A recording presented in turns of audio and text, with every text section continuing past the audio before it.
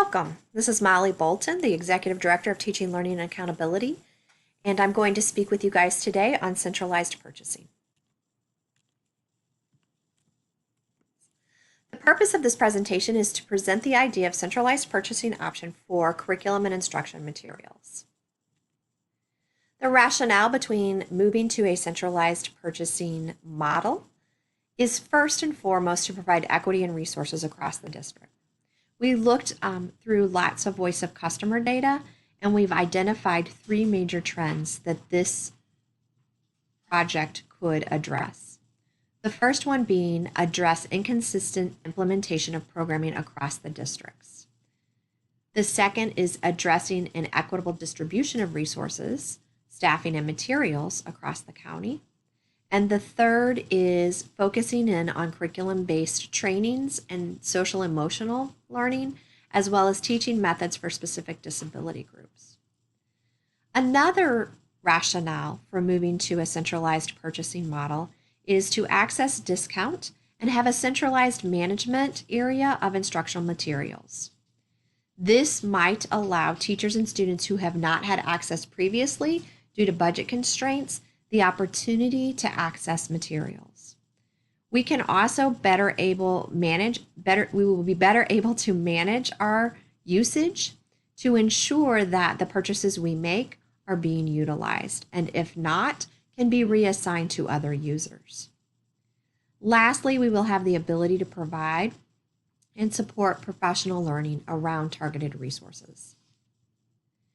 Our current state is each teacher or administrator purchase instructional materials from their own budget. There's not an approval process, so often there's not a focus on research or evidence-based resources. And we purchase materials that, if purchased under a central account, would make us eligible for discounts, but because they're purchased under multiple budgets and separate orders, we lose that opportunity. So the proposal we have is to work with vendors that we purchase from frequently to establish a centralized purchasing process and access discounts. Directors would be provided a list of approved materials that fall under the centralized purchasing and will often need to provide more information, for example, the number of licenses or users and those teachers' names for those specific products. Administrators would be made aware of the process and materials so that they would be able to order those materials through the process, eventually moving to centralized budget for all instructional materials. The Office of Teaching, Learning, and Accountability will manage the accounts and provide access to administrators to monitor access and usage, as well as student progress reports if available. Teaching and Learning will also approve all materials not on the approved list. We will be purchasing some materials that we've determined are frequently purchased already at the district level through the Office of Teaching, Learning, and Accountability. The first product that we will be doing that with will be everyday speech. We will have a site license with a certain number of teacher licenses. We will first start with the users who currently have accounts and monitor their usage and add additional accounts as we can for the number we have purchased for this year. Boom Learning Cards is also another resource. Our quote covers 1,000 teachers and 7,700 students with an additional 3,000 points per teacher. Again, we would look at frequent users currently and then move to new users as allowed through the number that we have determined. We will also have IXL for the areas of reading and math. Again, this is a site license with a certain number of students licenses, and we will be looking at those currently using and then add new users. The social emotional curriculum resource of Why Try, we will be looking at current users renewing their accounts and adding some additional users as we can. Vocabulary will now be a district-wide license and available to anyone under the @SSDMO domain, as well as Pear Deck will also be available to anyone in our domain. RAS Plus, which includes reading A to Z and the phonics component, we will have enough licenses for 500 teachers. And Into Y, which includes News to You and ULS, we currently have 334 users. We centralized our purchasing on that product in January. For all intervention materials or other instructional materials, we are starting a new process. The process starts with an approved material list. Any purchase of these materials will not require a justification document, as these materials have already been vetted. They are all listed in our resource guide, our literacy resource guide, our numeracy resource guide, and our social emotional learning resource guide. So therefore, these were already vetted by partner districts for core materials, or they were recommended by content specialists like literacy coaches, numeracy focused facilitators, and effective practice specialists. Materials outside of that list will require a justification form that will be reviewed by Teaching, Learning, and Accountability. In the justification, there must be a reason why the current list of materials cannot meet the stated need. This must also tie to specific student learning and a clearly defined gap that exists in our continuum of materials. Here is the process map of the centralized purchasing process. The administrators will gather order information from teachers. Secretaries or administrators will enter the order into the Qualtrics survey, which I'll be showing you later in this presentation, by April 1st. Within the Qualtrics survey, there's a drop-down for each product, and you will be entering the quantity of the product, the district, the school, the teacher, and the account numbers. Directions will be more specific within the survey. After the deadline, the Executive Director of Teaching, Learning, and Accountability will submit all of the orders to vendors for a centralized quote. Once we receive these quotes, we will send these quotes to purchasing for prep for board approval.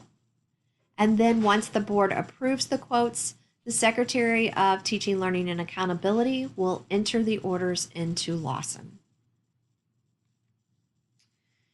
This is the justification form for materials not listed in the Qualtrics survey on the approved materials list. You will list the name, location and position, the vendor from which the materials can be ordered, the requested materials, and identify, including goal and content area addressed, the need, as well as the justification for why other materials do not meet this need. This form will then be reviewed by Teaching, Learning, and Accountability, and you will be notified if we will move forward with the process or if there is another material that you need to consider. So now I'd like to take you to the Qualtrics survey.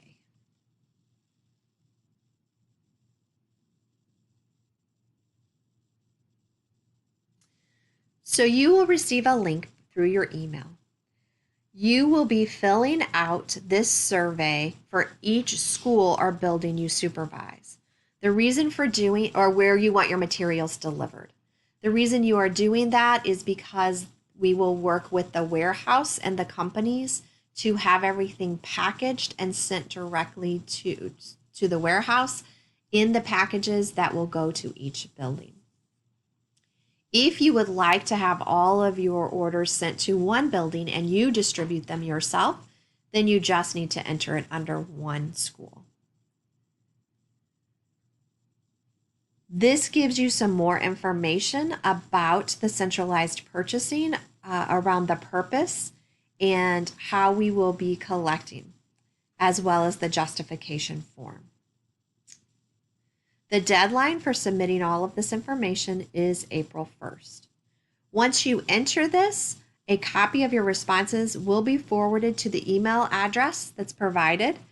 And if you have any questions, please don't hesitate to reach out to me. So you will have the administrator completing the. You will identify the school or program district that you are in. I'm just going to do a pretend one here. So we'll just do special education school, and then you will put in the building.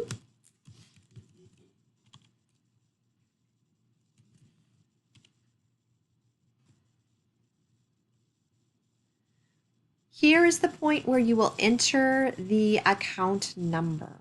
The account numbers that we would be looking for are those for subscriptions, textbooks, instructional materials that would be needed for instruction. From there, you will then choose the area of literacy that you may be ordering materials for. Once you click on the topic of your order, it will then ask you some questions specific to your order. And it will take you to a materials list where you will simply enter the number of books that you may need for this. If you don't need any, you may just leave it blank. Next, it will take you to the math page. So if you need to enter math materials, it is the same process. And lastly, it will be social emotional learning and the pieces that you may need for social emotional learning.